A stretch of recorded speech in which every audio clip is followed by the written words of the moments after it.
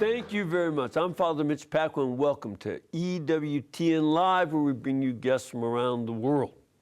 Our guest tonight has chronicled the very heart-wrenching stories of brave priests, religious, and lay people around the world who've been martyred for the faith in recent years, and thousands more who are right now courageously living under anti-Christian governments that face life and death scenarios on a daily basis.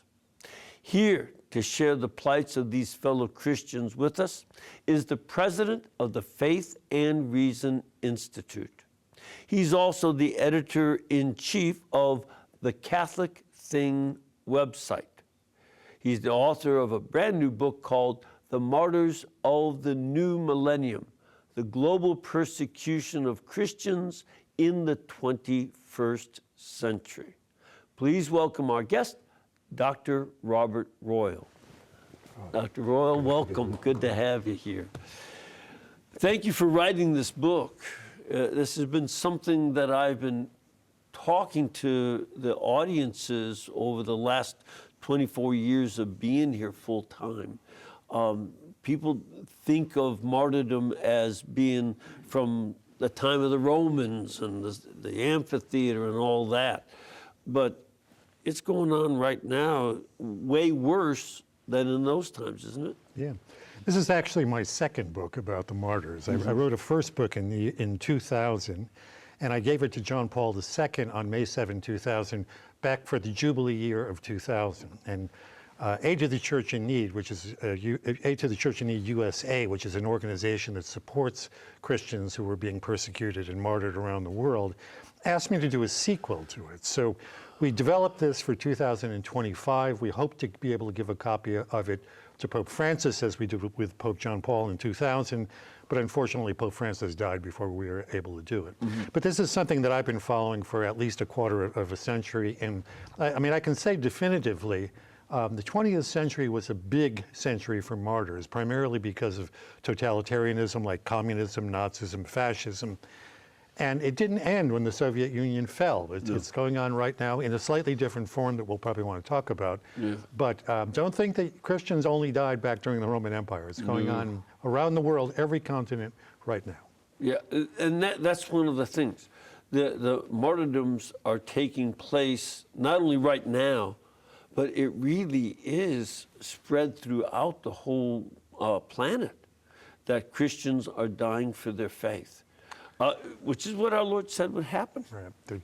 They persecuted me and they'll persecute you, he told the apostles. Look, the people who follow these things professionally, I mean, these are very credible organizations that look at what's going on in the world, say that at least 330 million Christians are under threat of persecution or martyrdom right now in the world. And I would say on virtually every continent, and we shouldn't exempt ourselves in North America or in Latin America or in Europe. There are anti-Christian forces just about everywhere that you turn, some of them less murderous, but still prejudicial against Christians. Yes. But once you begin to look into this, it's quite a fascinating subject. Okay. So let's start off. Which continent do you think is right now experiencing the most persecution? Well, I mean, it depends on how you want to approach that. The most dangerous country in the world right now to be a Catholic priest is, surprisingly, Mexico. Very Catholic country, has been throughout its history. Most of the people there are Catholic. But because of a strange kind of confluence of criminality and just the way that the culture has been, it's the cartels, it's the drug traffickers, it's the human traffickers. And in recent years, and again, these are by very credible, objective standards, Catholic priests have been dying in greater numbers in Mexico than in any other country on earth. And it's because they oppose the criminals bravely, heroically, and wholly oppose them. Now, in sheer numbers, Nigeria is certainly the world champ in this regard. I think last year there were at least 5,000 Christians who were killed in Nigeria, mostly by Muslim radicals. And then all through Central Africa, where we heard, about 10 years ago when ISIS was big in the Middle East, there was persecution of Christians in the Middle East and North Africa. Once we kind of got over the hump in the Middle East, a lot of that radicalism moved to Central Africa. So it's Nigeria, the Democratic Republic of the Congo, Sudan, and then it's even spread out into Asia and even into the Philippines, which is another very Catholic country. Mm-hmm. This is a very sad situation where people, because it's certainly clergy in Nigeria and some areas, not all of Nigeria by any means, but there are areas of Nigeria where priests are regularly gunned down, yeah, or burned alive. Nigeria is a funny thing. Not very many of us in America know about a country like Nigeria, but it's the largest population in Africa. In a strange way, it has a lot of mineral wealth, so it could be a prosperous country, but because of the chaos there, it's not. And it's almost exactly 50-50 Christian and Muslim. Mm-hmm.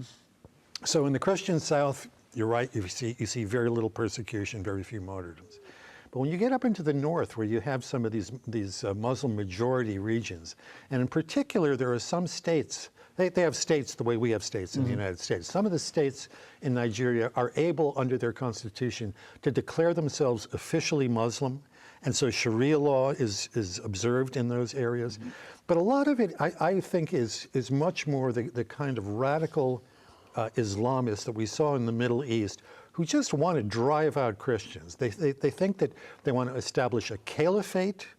This is an old Quranic term, the caliph and the caliphate in Central Africa. And that means they're not willing to tolerate Christians in any kind of numbers in those particular areas. Yeah, the word Khalifa, caliph, means representative, and he's the representative of God. So to have, God's representative in charge of a country is a Muslim ideal. But the caliphate was abolished officially by Kemal Ataturk back in the 1922, I think it was. Yeah. And as a result of that, a lot of people are trying to take that role. It's officially was abolished, but they're trying to bring it back.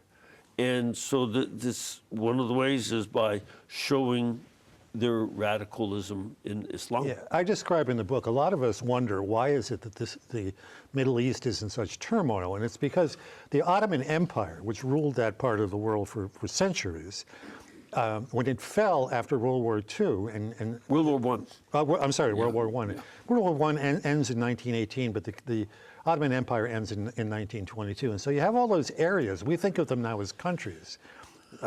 Lebanon, Syria, Iraq, Jordan, etc. The Holy Land. Yeah, the Holy Land. Even Egypt and North Africa. And those were part of the Caliphate too.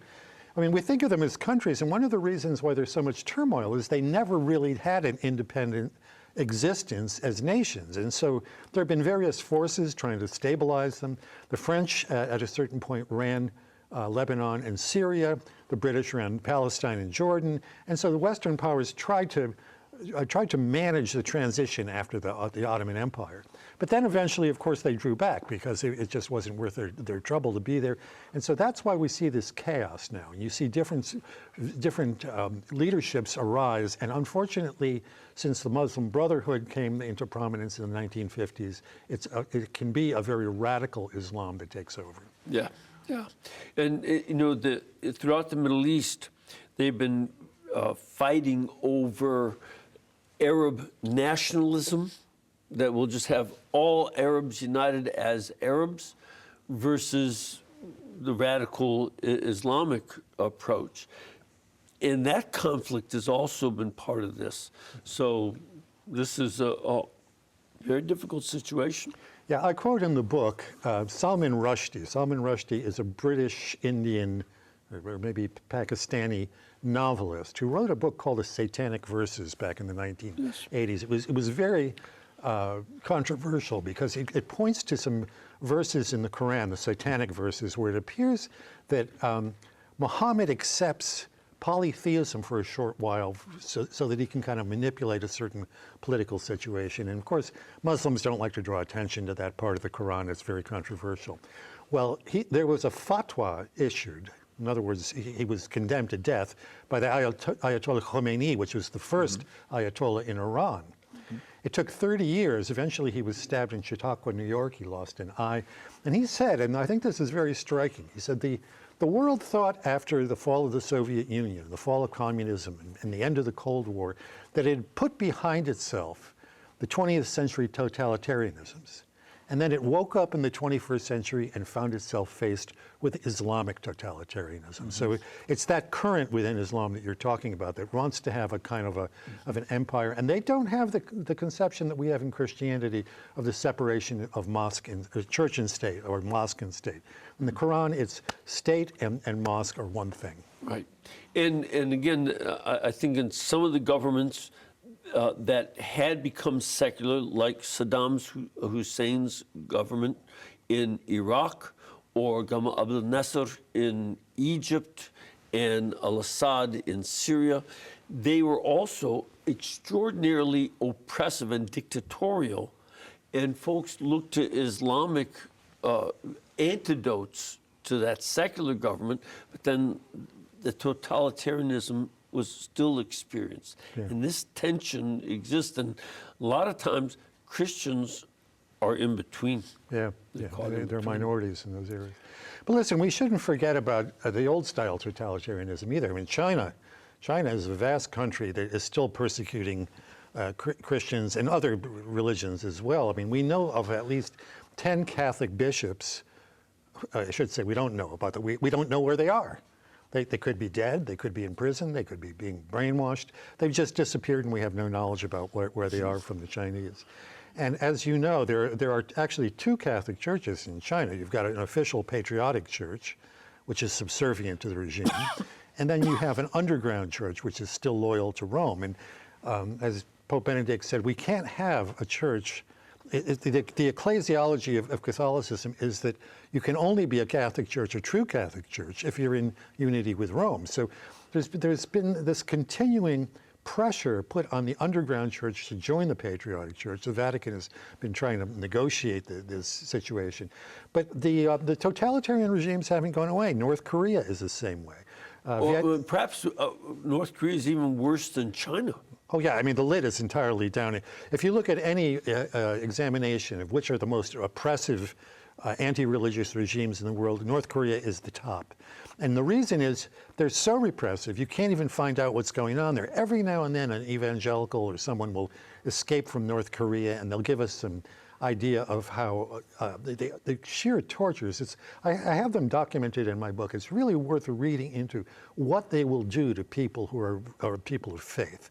You almost can't believe that there is that kind of hatred of religiosity in any place on the face of the earth right now. But it's horrifying, and it goes on, and no one pays much attention to it. And which they know. And the other thing too is that it's not just the believing Christian who is tormented. They will also attack their extended family, sometimes to, the extension to cousins, to the fourth and fifth, level of relationship, and put them in concentration camps, even though they don't even know that their relative is a Christian. Right. They are caused to suffer as a way to convince Christians, don't endanger your family, because we will do them great harm. Yeah, and it's frustrating that we don't know more about this. And I don't only mean about North Korea, but if you look at our secular journalism in the secular media, you don't see very much about Christian persecution. You hear about anti-Semitism, you hear about Islamophobia, but there's all sorts of anti-Christian stuff going on, even in the West. One of the organizations that we work with is called the Observatory for Anti-Christian Activity in Europe. It's called OIDOC. It's located in Vienna, Austria. Mm-hmm. And they use the European Union's own definition of what constitutes a hate crime. They have documented 1,000 anti-Christian hate crimes in Europe last year, 2025. In the month of January 2026 alone, there were 29 churches burned in Europe, according to their records. And they keep very careful tabs about what's happening in each country. Some of that is clearly related to the illegal Muslim immigration that's occurred into Europe. There's been, I mean, we have massive illegal immigration here in the United States, but it's largely Latin American, it's mostly Christian, and whatever problems it causes, it doesn't cause that kind of cultural and religious clash that exists in Europe. But if you begin to read about what happens on the continent in France, France loses 2 religious buildings per month, month after month after month. This is the eldest daughter, I sometimes say the eldest ex-daughter of the church, France. Italy has that problem. Germany has the problem. Spain, etc.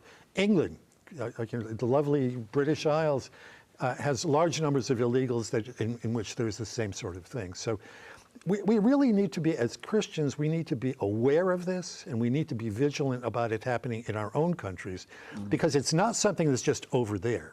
It's something that exists in our time, and probably exists in every time, just to varying degrees and in different forms. Well, we saw in 2020, in particular, a number of churches, some of them very significant historical churches, set on fire. I was thinking of the mission in San Gabriel, California, was set on fire, and lots of other desecrations of religious things. One of the parishes I used to serve had a statue of the Blessed Mother.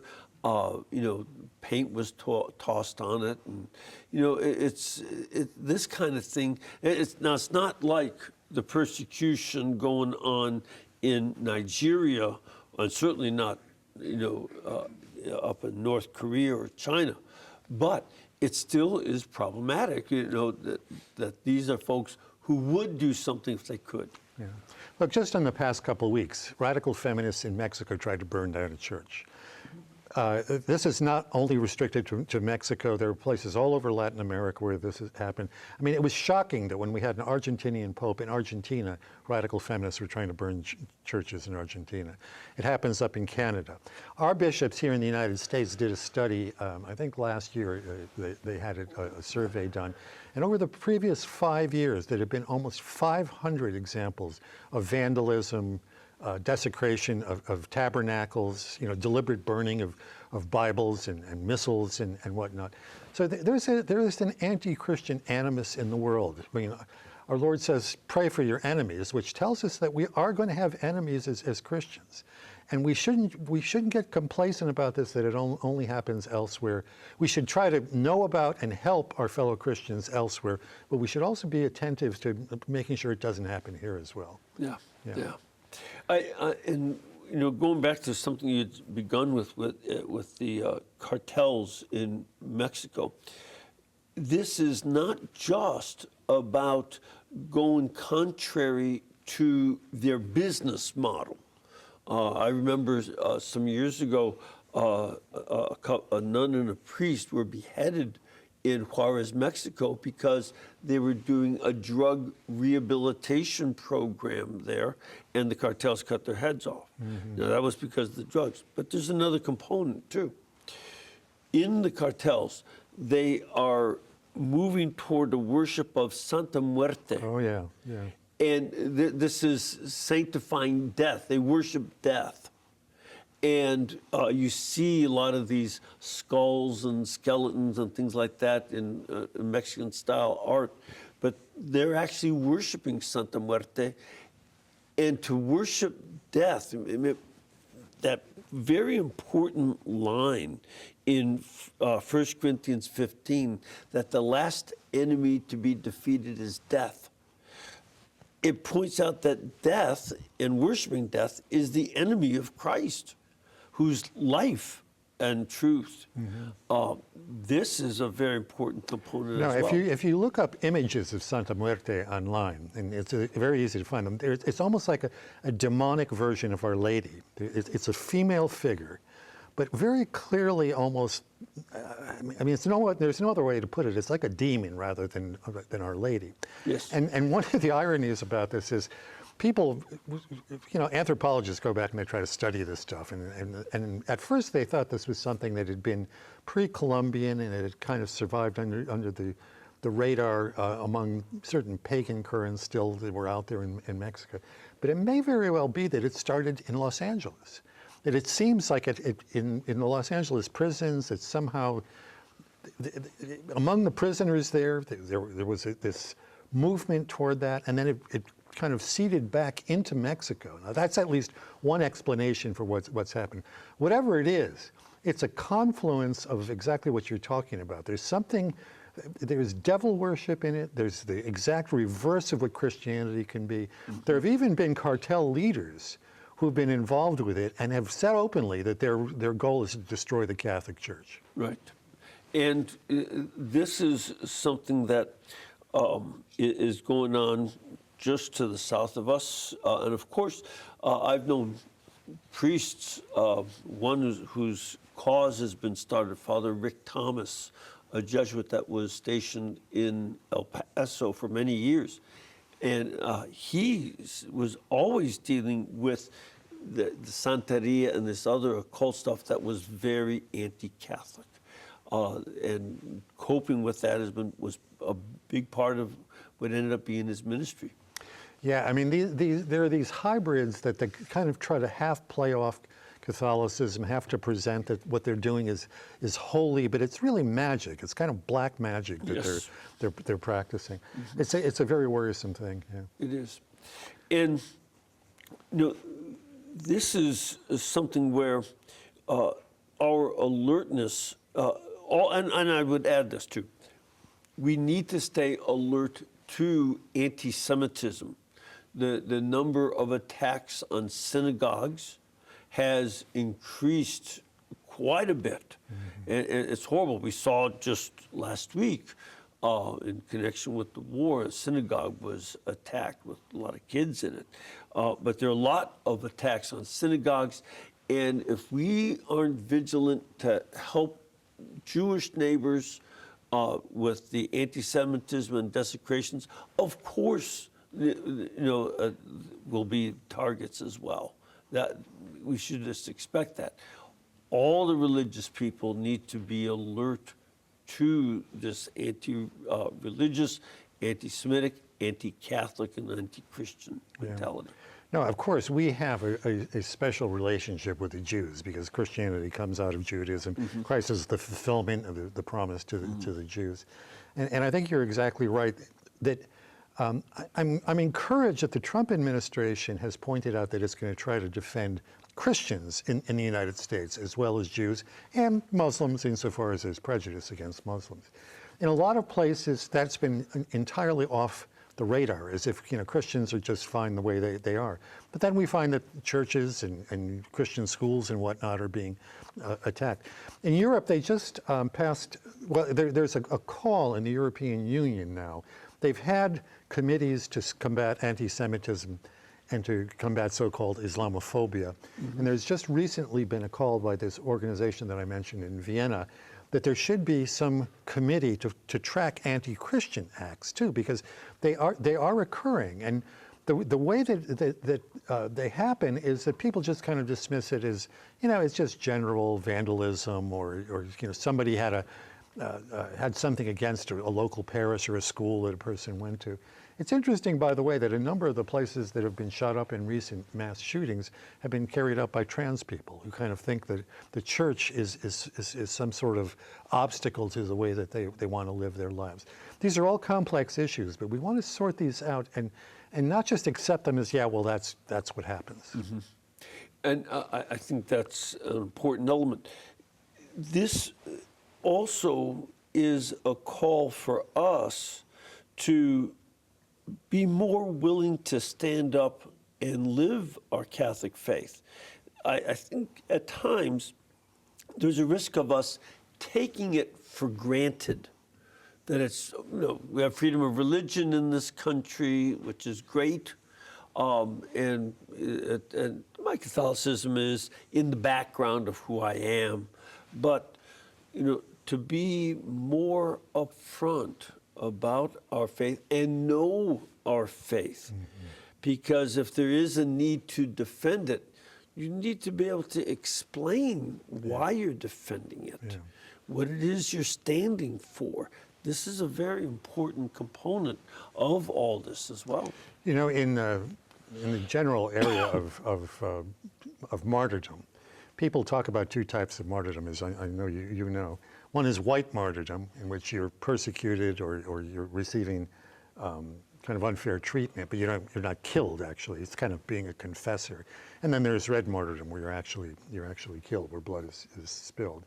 A lot of us have to recognize the fact that in the world that we live in right now, we may have to be, if not martyrs, at least confessors of a sort, because it's the way that Christianity has been pushed out of the public realm, as if we don't have any right to speak in public.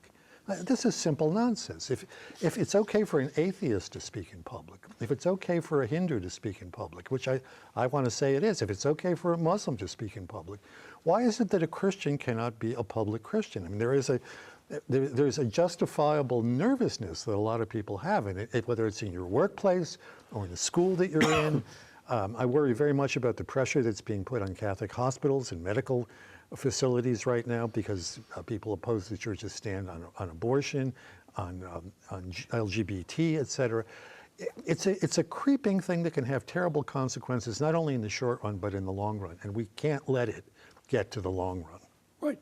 Well, I can recall, I'm sure you can, back in the 1990s under the Bill Clinton administration, they had come up with executive orders in the EEOC that people would not be allowed to have any religious symbolism in their workplace. If it was a private corporation, you still could not have any religious symbols on your desk or on the wall in your office or anything.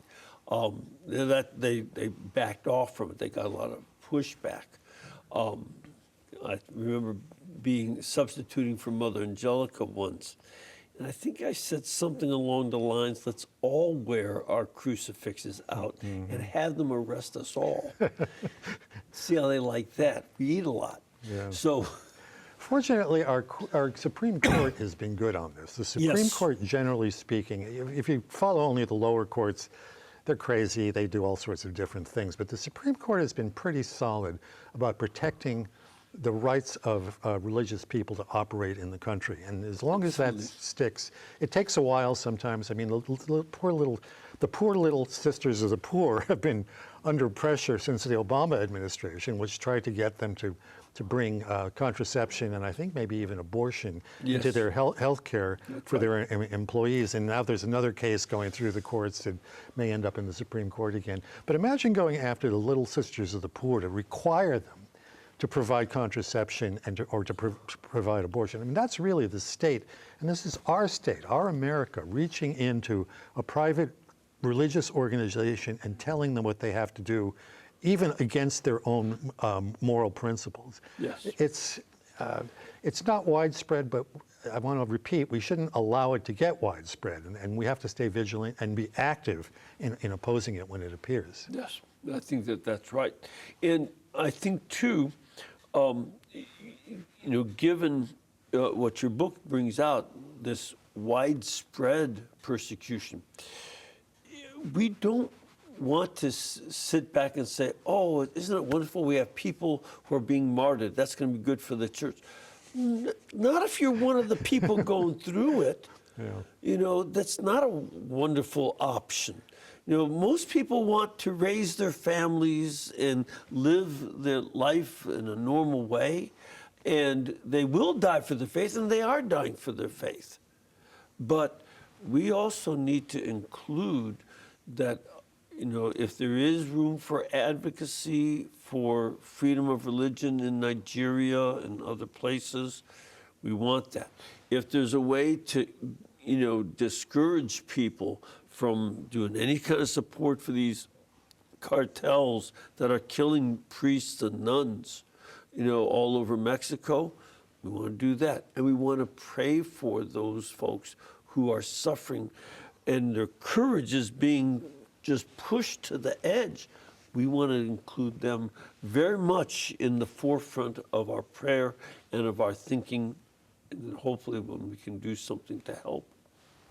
Yeah, there are many, many heroic and holy people now facing up to things like that, and to look at their lives is really quite inspiring. Yes. I remember when I did my first book, a woman came up to me after one of my lectures and she said, weren't you depressed reading about all these things? And I said to her, you know what, it had never really crossed my mind. That I'd never spent so much time with such obviously good and holy people, often forgiving their captors just as they're about to kill them. I mean, this is almost an unprecedented thing in human life, that people forgive you and pray for you and hope that you'll convert. So look, it's worth reading these stories, and I've got a lot of them in the book of what's going on with specific people right now, and particularly a place like Nigeria or the Democratic Republic of Congo. Whatever we can do. Nigeria was just placed back on the country of particular concern list by the Trump administration. It was taken off by the Biden administration for some reason, but countries of particular concern can have pressure put on them by the United States because of their human rights records, and thank God that we've got them back on there. Yes. So. We have to take a little break. Want to encourage you to check out Robert Royal's work with the Faith and Reason Institute. Go to their website, frinstitute.org, frinstitute.org. And you can also see his podcasts at thecatholicthing.org. So just look up thecatholicthing.org, and he has podcasts and material that you can read while you're drinking your first cup of coffee. 1,000 words, a short column, just one cup of coffee, and some real Catholicism every morning. Okay. We'll be back in a couple minutes with your questions and comments, so please stay with us.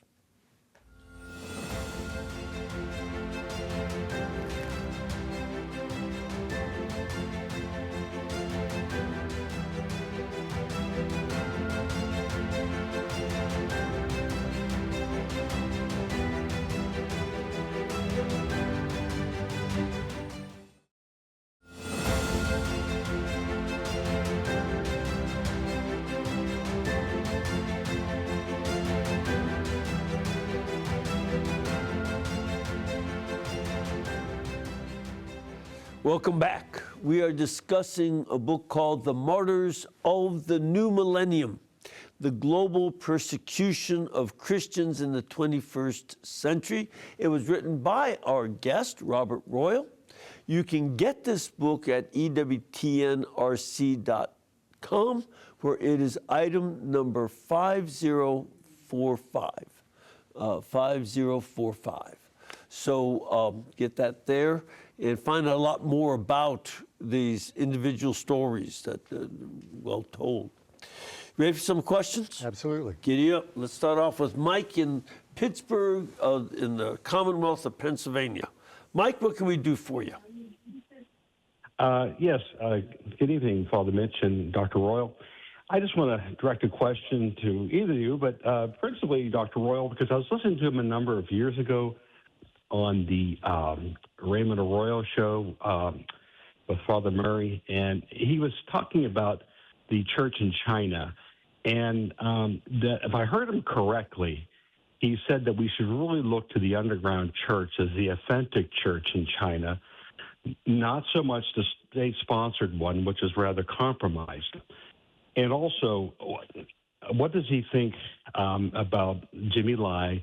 And that, do you think, I wonder sometimes if Jimmy Lai wants to actually be a martyr in China for the benefit of his country. And do you think he'd be open to being released by the Chinese Communist authorities if President Trump is successful in securing it during a hoped-for spring visit this year? And lastly, should we look to Cardinal Zen as really the true voice of the Chinese Catholic Church? I'd like to hear what you have to say. Okay.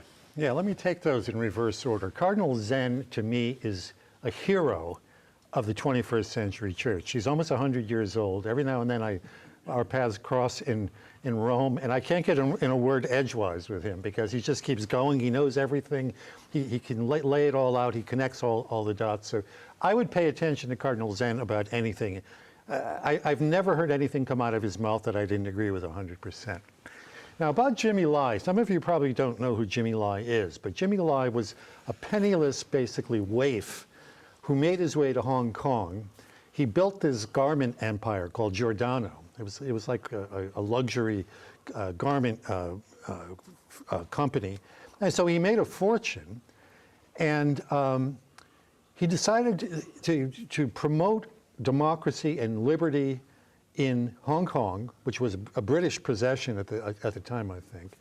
And so he started a newspaper called Apple Daily. Hong Kong was handed back to the Chinese under a complicated relationship with Great Britain back in the 90s, if I remember this right. And they were supposed to have several decades of transition. But in fact, the Chinese began to move in very quickly on it. And they passed laws, in other words, after the fact, to kind of convict people like Jimmy Lai, who were standing up. And Jimmy is a convert. He became a very fervent Catholic I think about 20 years ago. And it's his faith that has been keeping him alive. He's been in prison for 5 years, mostly in solitary confinement. His health is not very good. I just interviewed his daughter, Claire Lai, on Monday back in Washington. And our conversation will be coming out shortly in our FRI podcast. But I don't know, I don't think Jimmy Lai would like to be a martyr. He could have left. He has a British passport. He was a British citizen. He's a very wealthy man. He's a billionaire. He could have left Hong Kong when they were putting pressure on him, but he didn't. He decided he would stand up for his fellow Hong Kongers, and he was inspired by his Christian faith. So, I mean, personally, I think that at this point, he was just found guilty of, anti-communist acts and sentenced to 20 years. He's in his 70s. His health is poor. If he stays in prison another 20 years, he'll die there. I myself think that at this point, the best thing that could happen would be for him to be expelled from the country and sent back to the UK. And he still would be a grave witness, confessor, white martyr, etc. About the question of the underground church versus the patriotic church, we're in a very delicate situation in the Catholic Church right now because the Vatican several years ago signed a secret accord. Secret here doesn't mean no one knows about it. It's just we don't know what the details of the accord are. But the church signed an accord with the Chinese Communist government, which we hoped would regularize the way bishops are appointed in the patriotic church, because the Chinese control that patriotic church. They've set up other church bodies like this. It's their way to make it look like they're allowing religion, but it's actually a controlled religion. My feeling about this is the church, our church, has gotten little to nothing out of this because the Chinese do whatever they want in terms of bishops' appointments. They appointed a bishop in the interregnum between Pope Francis and Pope Leo, for example. And then Pope Leo had to recognize afterwards that it was a valid appointment, and so he confirmed it. But that's not really the way this is supposed to work. The way it's supposed to work, as I mentioned earlier, is what Pope Benedict told us. Our ecclesiology, the way our theology of the church works, is the only true church, the only true Catholic church must be in communion with Peter. And so a church like the Patriotic Church that is being moved more and more away from connection with Rome, and they use the term outright, Sinicization, which means Chinesization of the church. And they put up inside the church images of Chairman Xi, and they take down crosses and images of Our Lady and whatnot. They even rewrite parts of the Bible for their own purposes. So this is a very shrewd thing that they're doing. And meanwhile, we have these heroic people who are in the underground church. We know there are at least 10 bishops missing right now from the underground church. So it's a very difficult circumstance. I don't know what Rome is going to be able to do about this. I think that we painted ourselves into a corner. And I don't know what would happen if they abrogated the agreement. We just don't know enough about it. But it's clear that the situation that we're in did not resolve the conflict with the communist regime in China, and something else is going to have to be done. Yeah. Yeah. We have a question from our studio audience. Ma'am, where are you from? Texas. And what is your question? I'd like to know who is funding, giving money to the groups that are persecuting and burning the churches in Mexico and Argentina? Well, I think in Mexico, the criminality in Mexico has a great deal of money. When you think of, some of these cartels are like states within the state. So it would not be surprising that insofar as they want to support, say, Santa Muerte or do something in the country, the Mexican government periodically tries to do something about the cartels, but the cartels are so strong, and truth be told, they've infiltrated the government itself. So I don't know if that the money is going to the feminists who are trying to build the church. I have a feeling that is more a part of the international feminist movement that's supported by various left-wing foundations and whatnot. And I think it's probably the same is true in Argentina, where you don't really have that same degree of criminality as you have on the border here with the United States. But it's a good question, because obviously these movements, we've seen it even here in the United States with some of these radical movements. There's underground money. It could be coming from China. It could be coming from Russia. It could be coming from Iran, for that matter, because it creates chaos in the West. And there are lots of people who benefit from chaos in the West.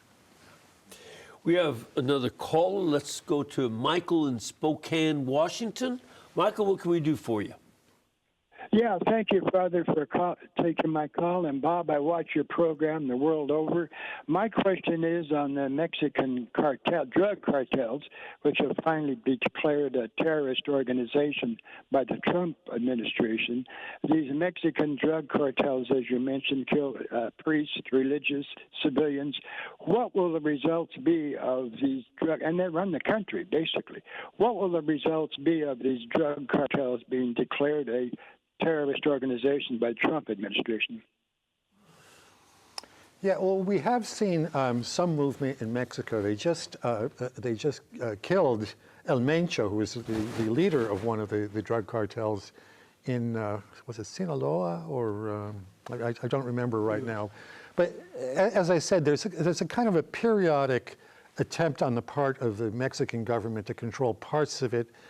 Look, there's a lot of criminality in Mexico where police chiefs and mayors of small towns themselves are killed when they try to stand up to the cartels. So it's good that the Trump administration has declared them terrorists. They clearly have a very, very bad influence on us here in the United States. Most of us don't see it because we're not involved with it.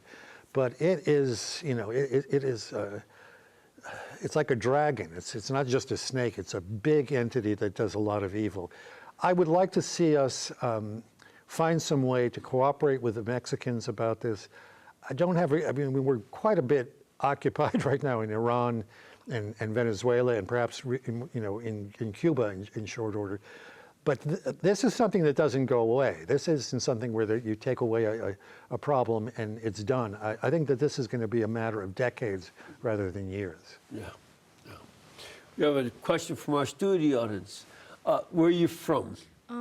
Originally from Puerto Rico, but I live in Texas. Okay. And what is your question? Since the Cristiana in Mexico happened in 1920s and they had to go underground and fight for their faith, do you think in these next few years, looking at the things going on in the world right now, also involving Catholics and Christians, do you think we will have to go back to what Mexico had to do in the 1920s? Yeah, I hope that doesn't happen. Probably a lot of you don't know this story, but Mexico is one of the first socialist regimes in the world. I think in 1913 is when they first became an officially socialist regime. And so after that, they began to put on very, very serious pressure on the Catholic Church. It was clear that the Catholic Church, they considered the Catholic Church their main opposition. And the Catholic Church is always opposed to these sort of radically socialist or communist regimes, so it's not a surprise. Eventually, it led to the Cristero Wars in the teens and the 20s. There's a lot of very good material about this. Graham Greene, the British Catholic novelist, wrote a novel called The Power and the Glory about that period, and also another non-fictional account of what it was like in Mexico in those days. But I don't think that there is, at least right now, the same kind of ideological fervor inside the Mexican regime. As leftist as it is, I don't see the return of that kind of hardcore socialist regime. I mean, they support Cuba now, and always have, and they're supporting Cuba a lot now that Venezuela has been taken out of the picture.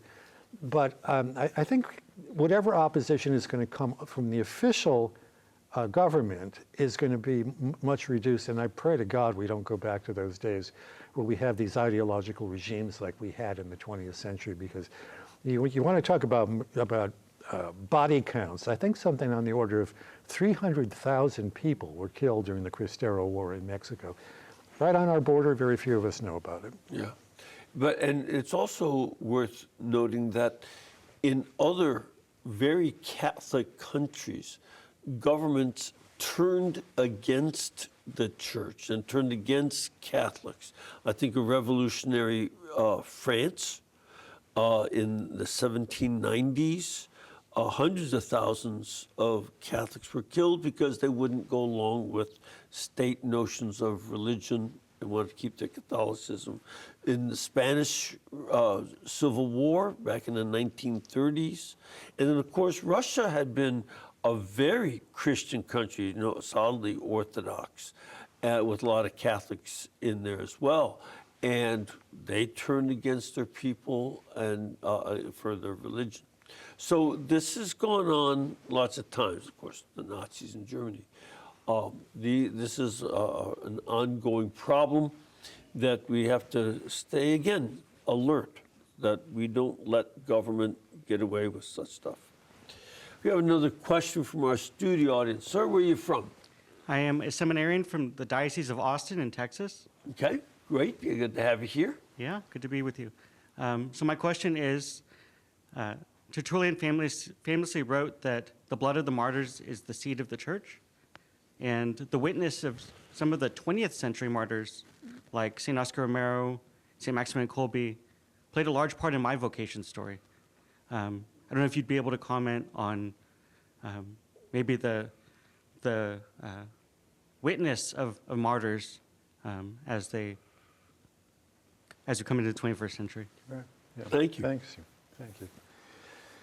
Yes, someone once joked that the blood of the martyrs is the seed of the church just as long as the seed isn't spread too thick on the ground.